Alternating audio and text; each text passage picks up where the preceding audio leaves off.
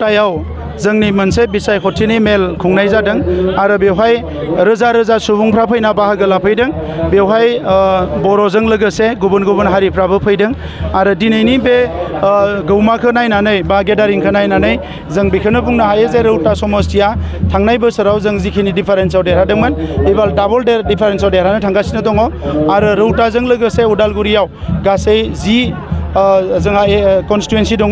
बे गासैबो 10 कन्स्टिटुवेन्सियाव 10 कन्स्टिटुवेन्सियाव जोंनि दायो प्रग्रेसा जोबोद मोजां।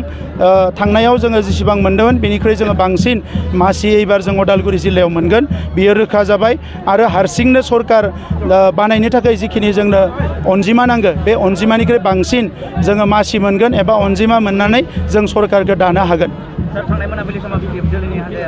बिपिएफ दोलोनि माखासे मानसिफ्रा जायगा जायगा हिंसानि माखासे बिथांमोना खामानि मावदों बियो मोजां नङा।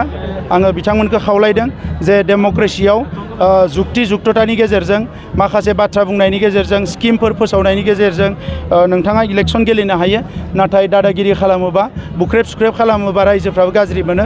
बेबायदि खामानिखौ बिपिएफआ जेसेबां मावगोन एसेबां रायजो राजाफ्रा गाज्रि मोनगोन।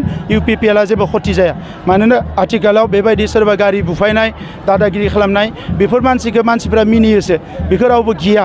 दा नंखायनो बिथांमोना जाय बेबायदि साजा उदखारि खामानि मावगोन बिसोरो जेलाव थांगोन।